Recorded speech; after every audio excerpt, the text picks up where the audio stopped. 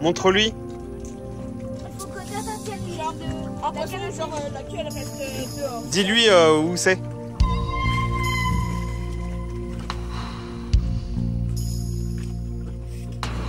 Je sais pas s'il voit.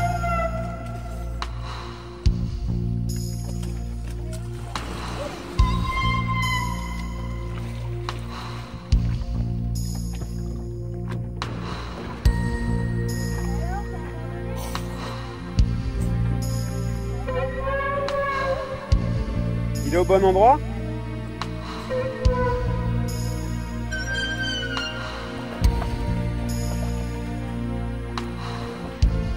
Il l'a?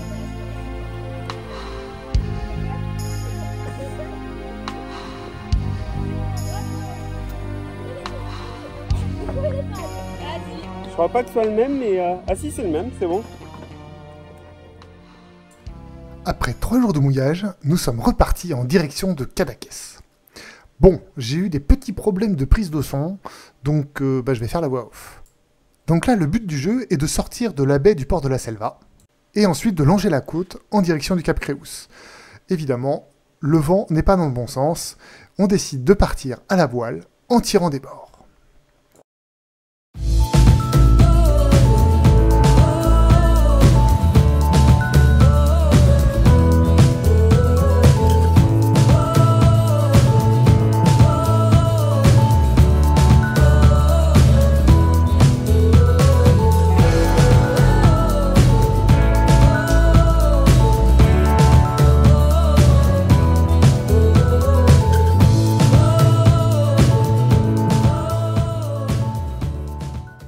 Et voilà, la vie à bord d'Ariane, j'allais dire Ariane, mais c'est pas Ariane, c'est la vie à bord de Zaka.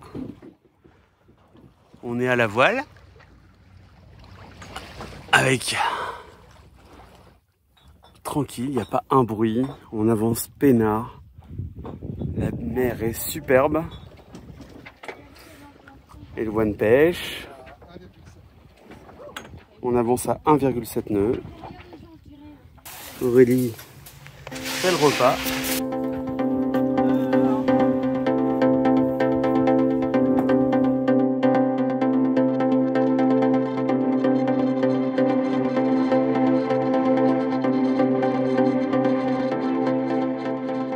Le vent finit par tomber totalement, on roule le génois et on se dirige au moteur en direction du Cap Créus. Juste avant le passage de Cap Créus, il y a Cala Tulipe. On se dit que finalement, ça pourrait être une bonne escale pour s'arrêter et pour déjeuner. Malheureusement, une fois rentré à l'intérieur, on se rend compte que c'est complètement blindé, il y a des bateaux au mouillage partout, sur toutes les petites anses et les petits criques. Et bah tant pis, on fait demi-tour et on repart et on va passer le Cap Créus. On le retrouve tout de suite sur tribord, à la sortie de Cala Tulipe.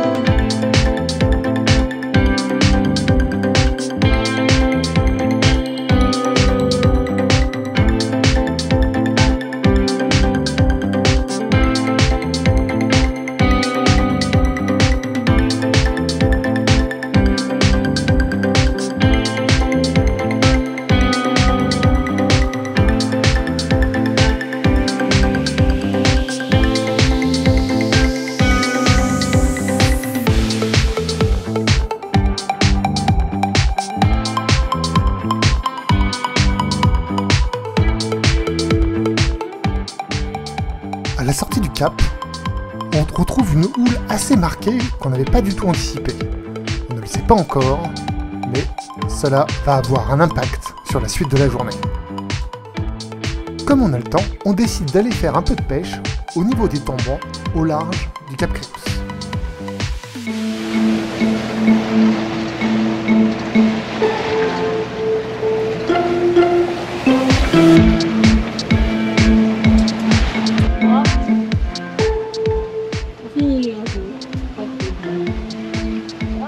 Le papa est à la barre. Mon gros, c'est mignon, ça va. Oh, grosse vague. On voit au moins la côte. Direction Cap-Créus, on est bientôt là. Alors après une petite balade pour aller essayer de pêcher dans les tombants au large, nous revoilà repasser le cap Créus mais sous un nouvel angle, par l'extérieur, par le large.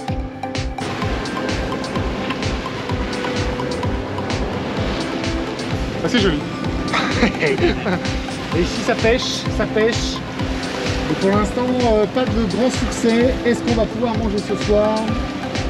Pas sûr.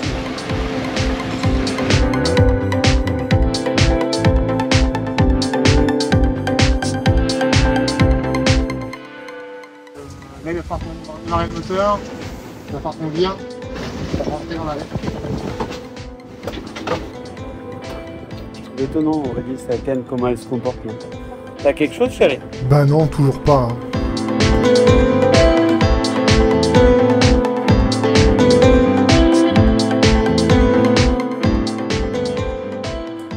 Alors que la houle ne baisse pas du tout, nous arrivons à Cadaqués.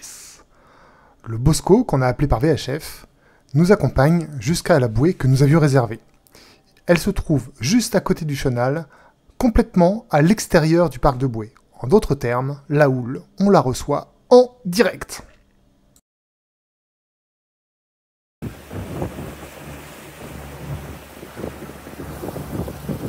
Allez, petit tour à faire à Cadaqués, c'est parti.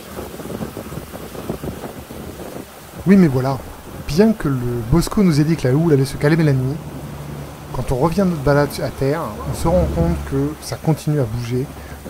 Comme il n'y a pas de vent, le bateau se met parallèle aux vagues, et donc on a un roulis considérable entre bâbord et tribord, et plein de choses dans le bateau ont volé pendant notre absence. Je regarde la météo et je me rends compte que la houle, c'est pas de la houle de vent, c'est bien de la houle de sud-ouest qui vient de loin, et donc on en aura toute la nuit. Je prends donc la décision de repartir, malgré le fait que j'ai déjà payé la bouée. Nous partons vers le port de Rosas. Moi, je prends mon bateau pour aller.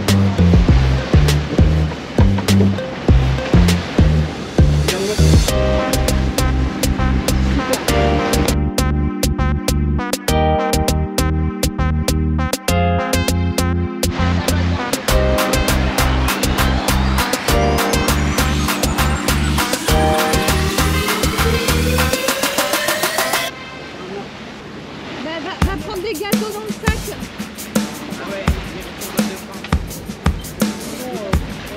Avec la fin de journée, les lumières du soleil sont absolument magnifiques, avec des couleurs roses orangées, c'est absolument superbe. Cette navigation un peu forcée devient un vrai régal d'essence.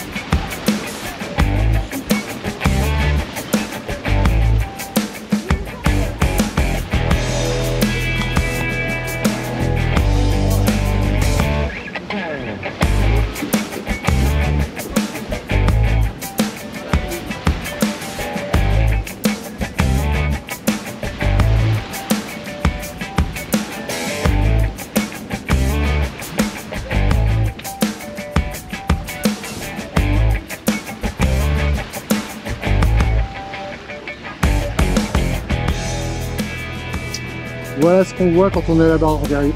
Oh là là, Ariane. Petite pensée pour toi. Quand on est à la barre de Zaquin. C'est pas mal. Alors on voit que je descends un peu. Et on voit qu'on est en train d'arriver au port de Rosès avec un soleil absolument magnifique.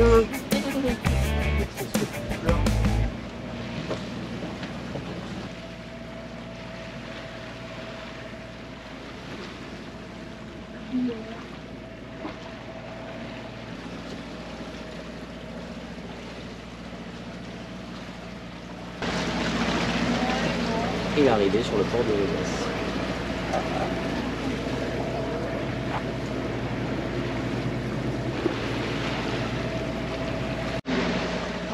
Zaka, qui est le port de Rosès, le port de Rosès, le port de Rosès. On est en train d'arriver dans l'entrée du port, ça pour la nuit. Le port de Rosas. Attends s'il vous plaît en face de la porte de ça. Ok, bien reçu. On allait tout de suite.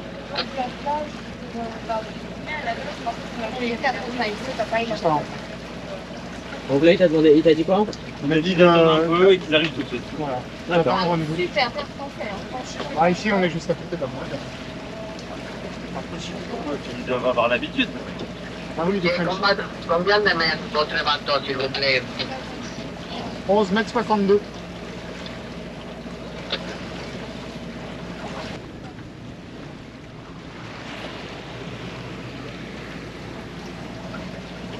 On la rappelle après. Faut mettre les barbates. Oui, on met les parbattes. Des deux côtés. Des deux côtés, ouais. Je viens d'y penser quand j'ai appelé maman. Oh, génial. Quoi? Ça me fait en mode diable. Je n'ai plus pas d'Elena, c'est coincé dans la paddle. Les pare-bottes sont coincés derrière le paddle. Hop. Oh oui. Ah, il y a un monsieur qui est en train de pêcher papa là. T'as dit il y a le droit. Comment? Ah, il faut plus là.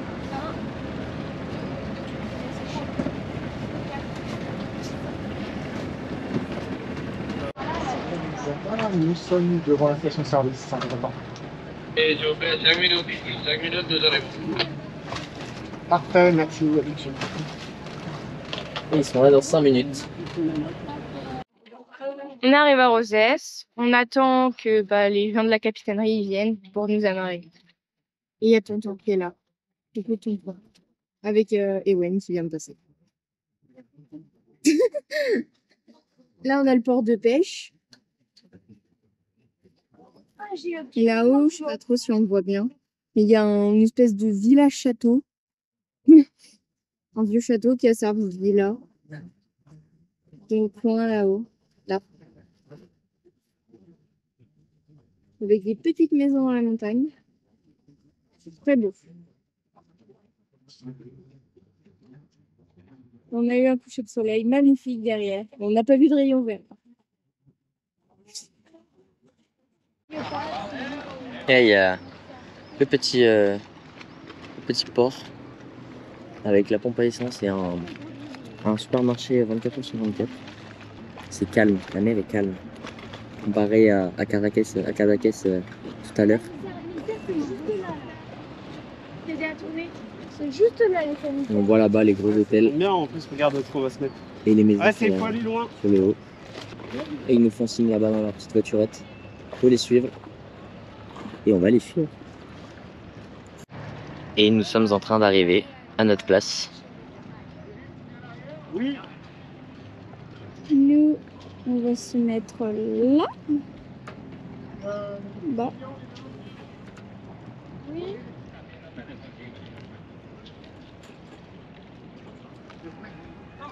On voit là-bas les énormes bateaux. C'est gigantesque. Là aussi, oh la vache. Et attention, l'équipage est paré à faire une marche arrière et à venir s'amarrer. Donc là, je prépare ma manœuvre en prenant en considération mon pas d'hélice qui va me tirer fortement sur bâbord. Donc j'avance encore un peu pour me donner de l'espace.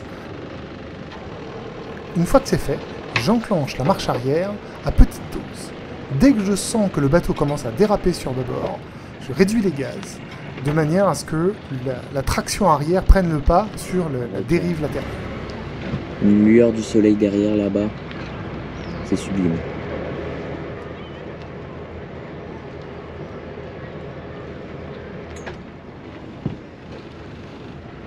Et petit à petit, une fois que je suis bien en marche arrière, eh bien, je peux faire ma manœuvre tranquillement, avec suffisamment d'élan pour pouvoir me caler.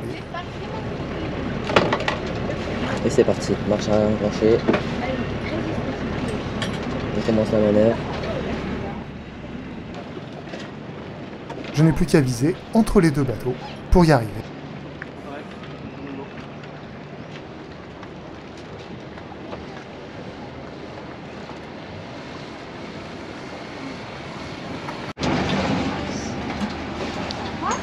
Arrive en cours.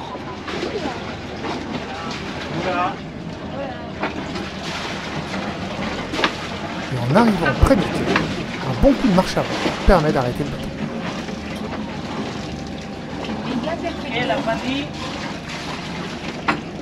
En Méditerranée, l'amarrage sur pendille est assez classique. En fait, il s'agit d'amarres qui sont fixées sur une chaîne mère au centre du port et qui sont reliées au quai. Et donc, lorsqu'on est arrivé cul au quai, on récupère la pendille qui est fixée sur le bord et on la ramène sur l'avant. Et ensuite, on tire pour récupérer l'amarre sur laquelle on va pouvoir se fixer.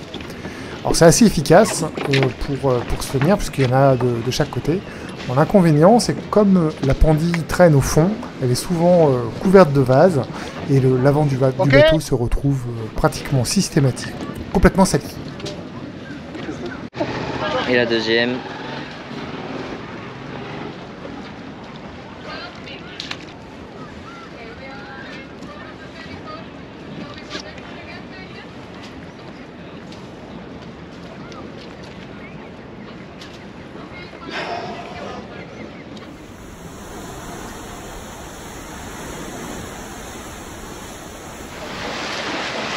Nous voilà repartis, direction Estartite. Et une fois n'est pas coutume, nous sommes à la voile, sans moteur. Et donc ça vaut le coup de le noter.